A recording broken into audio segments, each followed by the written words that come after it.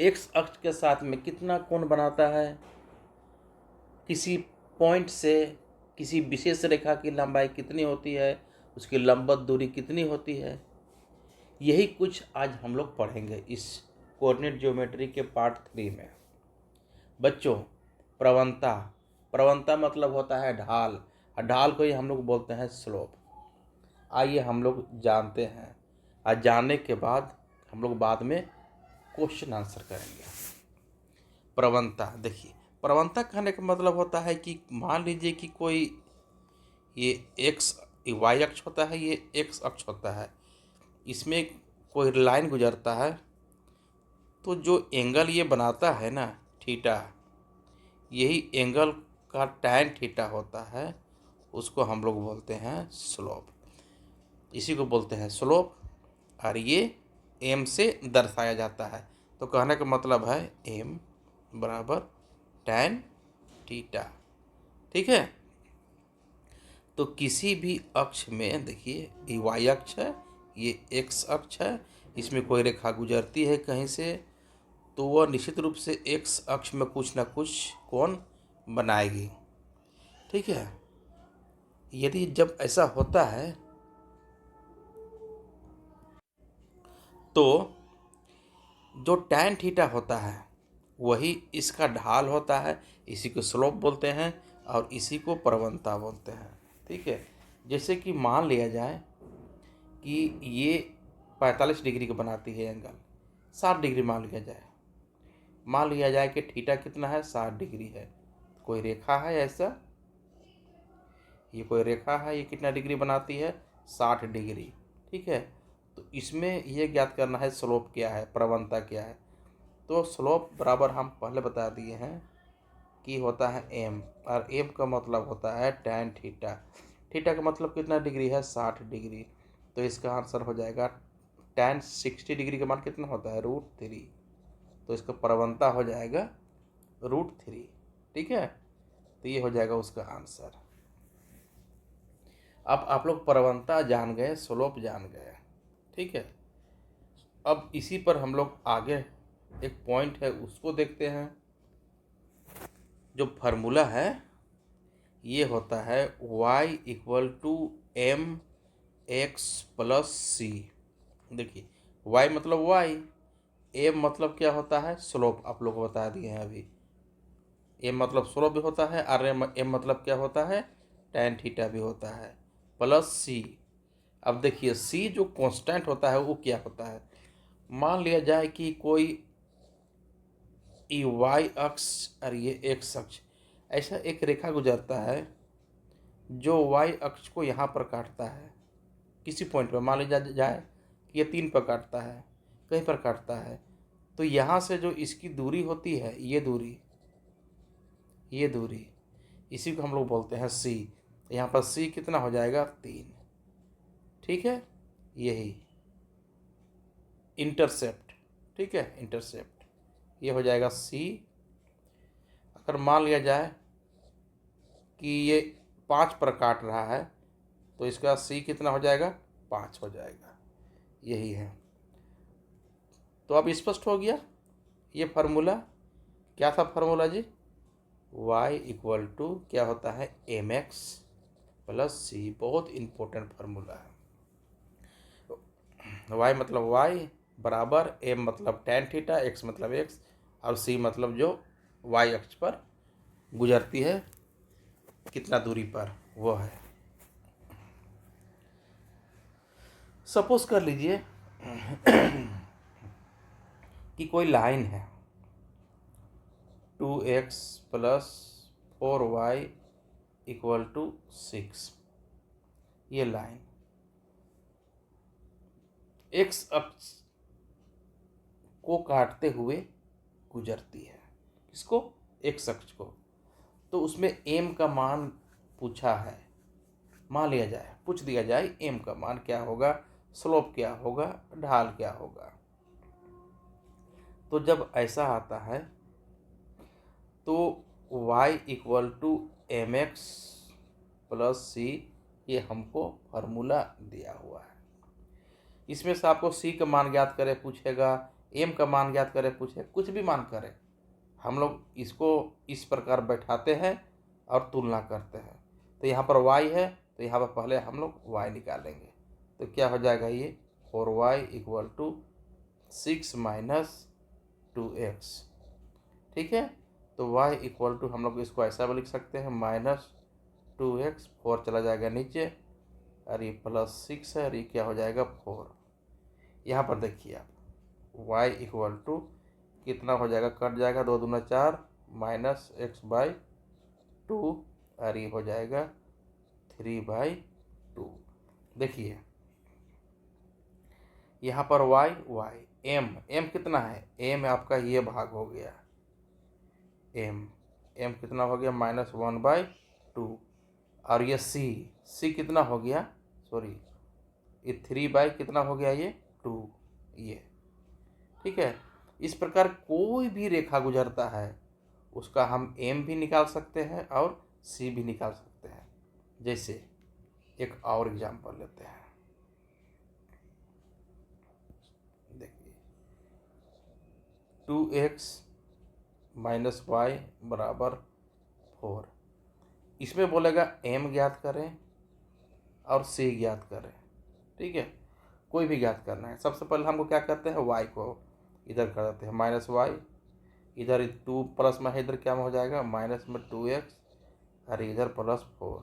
ठीक है, माइनस को हटाएंगे तो ये हो जाएगा 2x - 4। ठीक है, तो यहाँ पर देखिए यहाँ x के साथ में जो होता है उसको क्या बोलता है m, तो x के साथ में कौन है 2, तो 2 हो जाएगा m। ठीक है, और ये जो बचता है कांस्टेंट वही होता है c क्या होता है, जो ये ऐसा गुजर रहा है। देखिए c माइनस में आ गया ना, c माइनस में आ गया, इसका मतलब समझ जाइए कि जो ये गुजर रहा है ना, ये नीचे गुजर रहा है -4, यहाँ से है, इसका दूरी कितना हो जाएगा -4, यहाँ से गुजर रहा है, ये सब प्लस में है तो ऊपर से गुजरेगा। ठीक है, ये कंसेप्ट हो गया क्लियर। पूरा मैं कंसेप्ट बता लेता हूँ, उसके बाद इसका क्वेश्चन आंसर करेंगे। आप देखिए जब कोई दो समांतर रेखा गुजरती है, देखिए मान लिया जाए कि ये है ax plus by plus c1 मान लेते हैं। ठीक है, और दूसरा है ax plus by plus c2। याद रहे इसमें इसके बीच में इसका लंबवत दूरी निकालना है, ये दूरी, ये दोनों के बीच में क्या हो जाएगा, ये लंबवत दूरी निकालना है।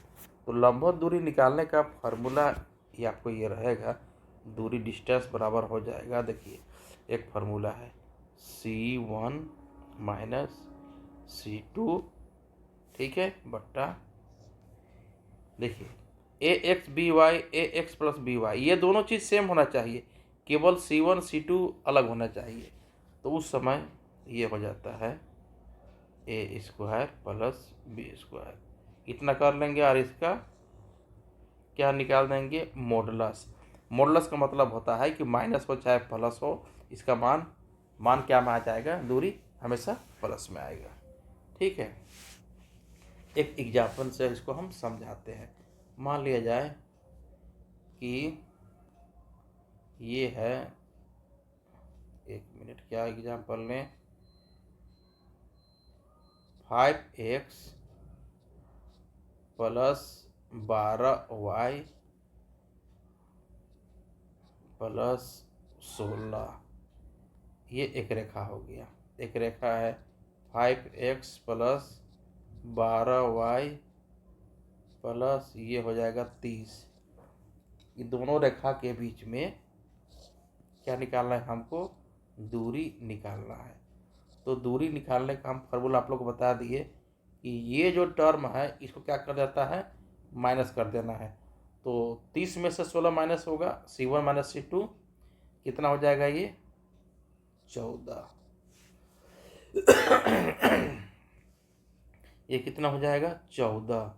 लेकिन यहाँ पर क्या है, a² b² का अंडर रूट, तो ये हो जाएगा 5 का स्क्वायर और ये हो जाएगा 12 का स्क्वायर का क्या है ये मॉडुलस। ये हो जाएगा 14, ये 5 का स्क्वायर 12 का स्क्वायर मतलब 13 का स्क्वायर, ये कट जाएगा ये कितना हो जाएगा 14/13। ये हो जाएगा इसका आंसर।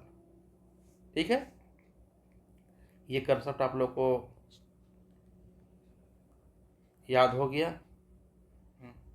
अब देखिए इसको मिटाते हैं। ये हो गया दोनों रेखा के बीच की दूरी।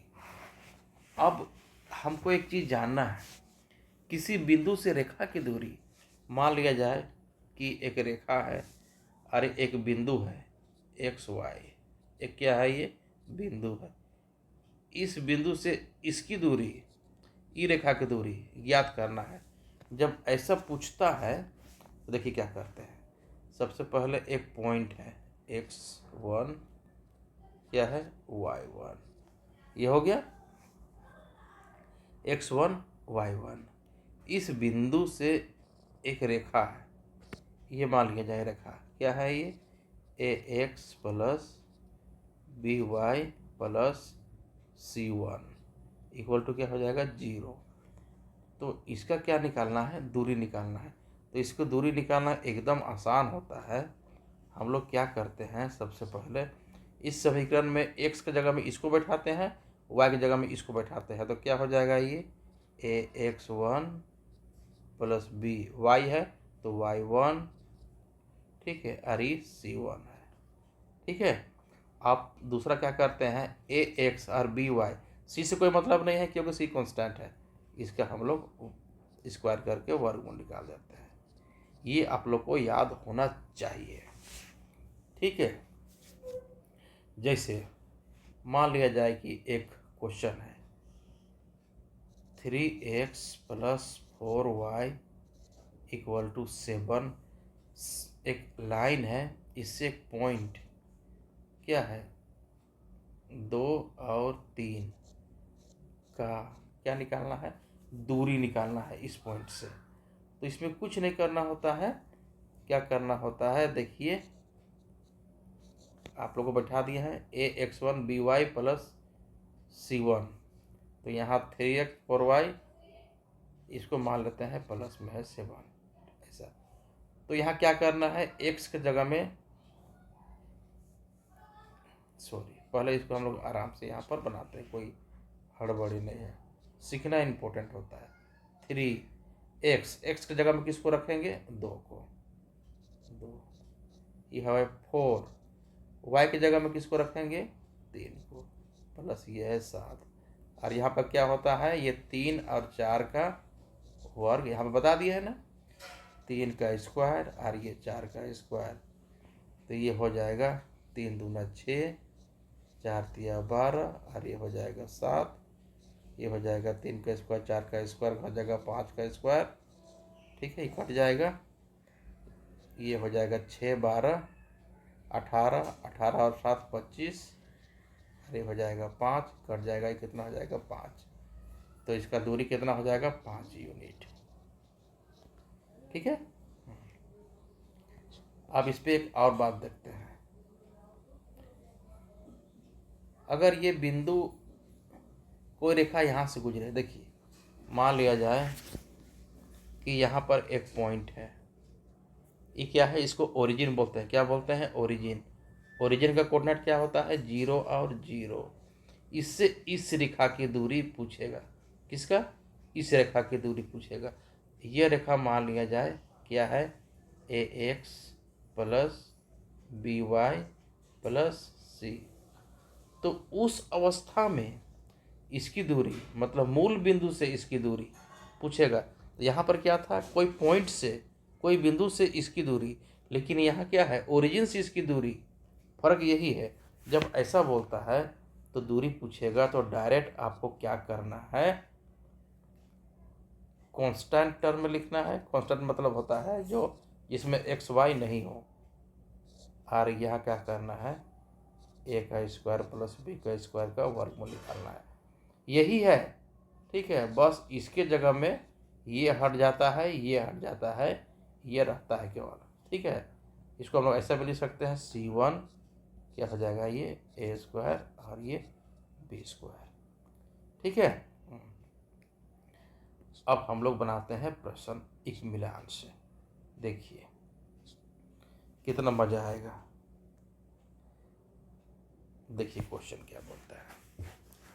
यदि कोई रेखा x अक्ष के साथ 30 डिग्री का कोण बनाता है तो प्रवणता ज्ञात करें। यहाँ कोण है ना, कौन, इसके जगह में क्या हो जाएगा, कोण, याद रख लीजिए। देखिए कोई रेखा है जो x के साथ में कितना डिग्री का कोण बना रहा है, 30 डिग्री का कोण बना रहा है। तो प्रवणता ज्ञात करें, ढाल ज्ञात करें, m ज्ञात करें। तो m बराबर क्या होता है, आप लोग बता दिए हम, tan थीटा। तो tan थीटा का मतलब है, थीटा कितना दिया हुआ है, 30 डिग्री। tan 30 डिग्री का मान क्या होता है, 1/√3। तो यही हो जाएगा आंसर। ठीक है, क्वेश्चन नंबर पहला क्लियर। मिटा देते हैं इसको, कोई प्रॉब्लम नहीं है। देखते हैं दूसरा। रेखा 4x + y = 5 का प्रवणता ज्ञात करें, चाहे इसको x अक्ष के साथ में ये कितना डिग्री का कोण बनाता है। दोनों सेम चीज है। देखिए ये देखिए, इसमें इसका क्या निकालता है, प्रवणता निकालने बोला है। तो हम लोग क्या जानते हैं, 4x + y बराबर कितना दिया हुआ है, 5। तो प्रवणता ज्ञात करने के लिए क्या फार्मूला होता है, y = mx + c।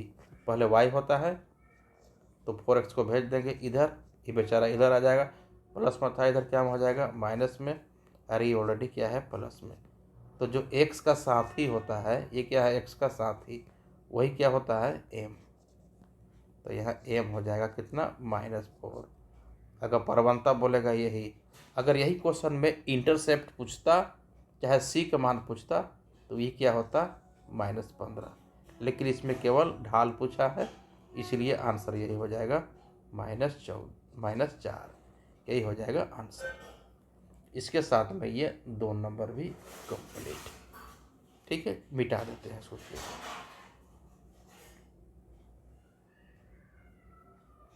अगला क्वेश्चन आते हैं। देखिए 4x + 3y = 16 और 4x + 3y = 18 के बीच में लंबवत दूरी ज्ञात करें। देखिए एक रेखा है, वो क्या है, 4x + 3y = 16। एक दूसरी रेखा है, वो कितना है, 4x + 3y = 18। दोनों के बीच में क्या निकालना है, लंबवत दूरी ज्ञात करना है। तो दोनों के बीच में लंबवत दूरी ज्ञात करने के लिए क्या हम लोग फार्मूला यूज करते हैं, दोनों को माइनस कर देते हैं दूरी।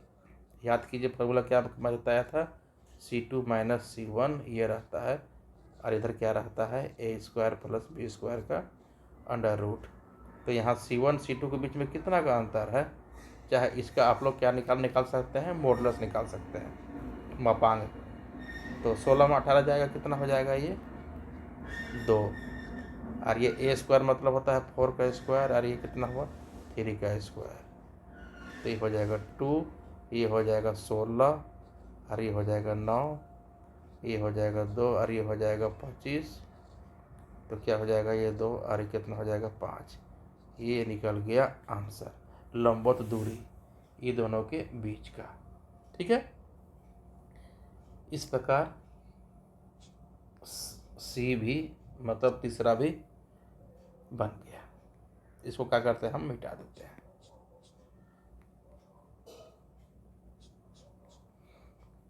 आप लोग को स्क्रीनशॉट लेना होगा तो ले सकते हो, कोई प्रॉब्लम नहीं है। ठीक है, देखिए क्वेश्चन नंबर 4। मूल बिंदु से, क्या बोला है, मूल बिंदु से। तो ये हुआ, ये हुआ, ये हुआ मूल बिंदु से एक रेखा है। कौन रेखा है, ये रेखा है। 3x + 4y = 12। मूल बिंदु से उसकी क्या निकालना है, दूरी निकालना है, ये दूरी। ठीक है, तो मूल बिंदु से दूरी हम आप लोग को फार्मूला बता दिए थे ना, क्या बताए थे कि इधर होता है केवल कांस्टेंट टर्म।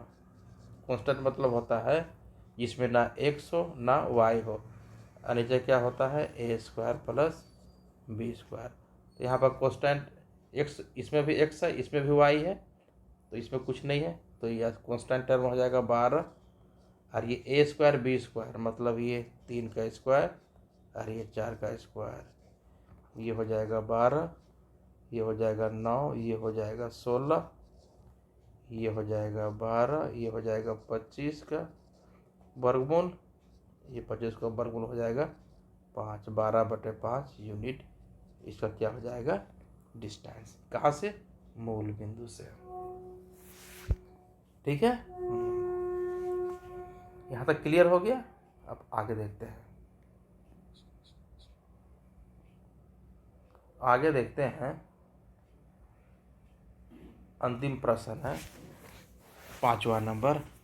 बिंदु 2 और 1 से, 2 और 1 एक बिंदु है, उससे इस रेखा क्या है ये 3x + 4y = 12, इसके दूरी पूछा है, लंबवत दूरी।